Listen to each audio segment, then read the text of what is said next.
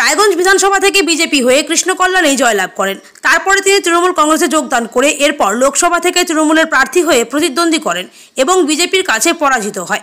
আবার তিনি রায়গঞ্জ বিধানসভা উপনির্বাচনের চতুর্থ রাউন্ডের পর তৃণমূল কর্মীদের মধ্যে অগ্রিম জয়ের উল্লাস।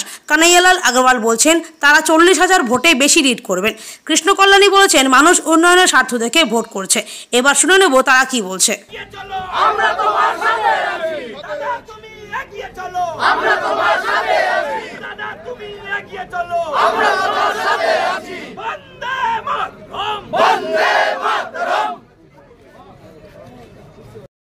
এখনো পর্যন্ত থার্ড রাউন্ড শেষে 16,095 ভোটে আপনি লিড দিচ্ছেন।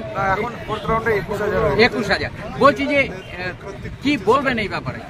আমি রায়গঞ্জবাসীকে এটা গ্রামের ভোটটা হয়েছে, এখন শহর ঢুকবো।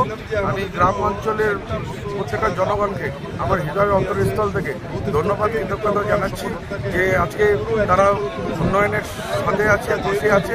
হ্যাঁ, এবার ভোটে কোনো ধর্মের বিরোধী হয়নি, উন্নয়নের জন্য ভোট হয়েছে, তার জন্য আমি অশেষ ধন্যবাদ জানাই। বিরোধী দলনেতা শুভেন্দু অধিকারী যেখানে জনসভা করেছিলেন সেখানে আপনি 800-রও বেশি ভোটে লিড দিয়েছেন, সেই মধুপুর, কি বলবেন? দেখুন, শুভেন্দু অধিকারী রায়গঞ্জে আসাতে আমার ভালো হয়েছে, কেন উনি যে হিসাবে ইতিহাস রয়েছে বিগত দিনে সেই হিসাবে লুটপাটের রাজনীতি করেছেন, রায়গঞ্জবাসী ওনাকে কোনোদিন মাফ করবে না, তারই প্রমাণ রায়গঞ্জবাসী। আপনার জেতার পরে প্রথম ইস্যু কি হবে? আমাদের প্রথম ইস্যু, আমি আমাদের board of administrator chairperson Sandip Biswas মহাশয়ের সাথে বসবো। রায়গঞ্জে যেটা হচ্ছে ড্রেনেজ ব্যবস্থা যেটা আছে, একটা মাস্টার প্ল্যান তৈরি হবে। জল নিকাশি ব্যবস্থা বড় সমস্যা, যানজট সমস্যা আছে। আর বারসই আর রায়গঞ্জে যেটা কানেক্টিভিটি আছে সেটা নিয়েও আমরা কাজ করবো। 90% যেমন আমি বলছিলাম কাজ এগিয়ে আছে, 10% বাকি আছে। সেটা আমার প্রথম লক্ষ্য থাকবে রায়গঞ্জবাসীকে শনাক্ত করবে। প্রার্থী কৃষ্ণ কল্যাণী এখনো পর্যন্ত 20,000-এর বেশি ভোটে এগিয়ে রয়েছেন ফোর্থ রাউন্ড শেষে, কি বলবেন? এখন সবে 4টা রাউন্ড হলো। প্রথম রাউন্ড থেকে যে ট্রেন্ডটা ছিল যে প্রত্যেকটা রাউন্ডে আমরা ইন বিটুইন 5,000 to 6,000 ভোটে লিড করছিলাম প্রত্যেকটা রাউন্ডে। এখন পর্যন্ত ফোর্থ রাউন্ড পর্যন্ত আমরা ওই একই ট্রেন্ড আছে। আমরা 20,000-এর উপরে ভোটে আমরা এখনো লিড করে আছি। এই ট্রেন্ডটা আমার আশা আছে 10 রাউন্ড পর্যন্ত একই ট্রেন্ড চলবে, আমাদের লিড 40,000-এর উপরে যাবে।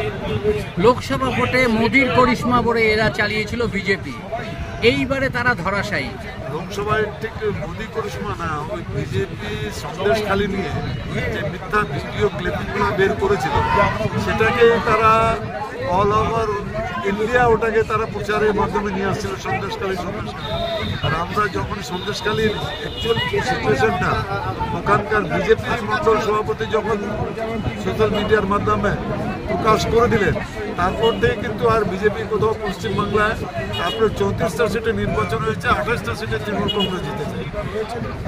বিজেপির প্রার্থী মানস ঘোষের জন্মস্থান 8 নম্বর বাহিন, সেই জায়গায় সে ভরাডুবি হয়েছে, কিভাবে দেখছেন ব্যাপারটাকে? সেই জায়গায় সে ভরাডুবি হবে না এই আশাটা আমার মনে হয় না যে রায়গঞ্জ বিধানসভা একটা লোকও করেছে।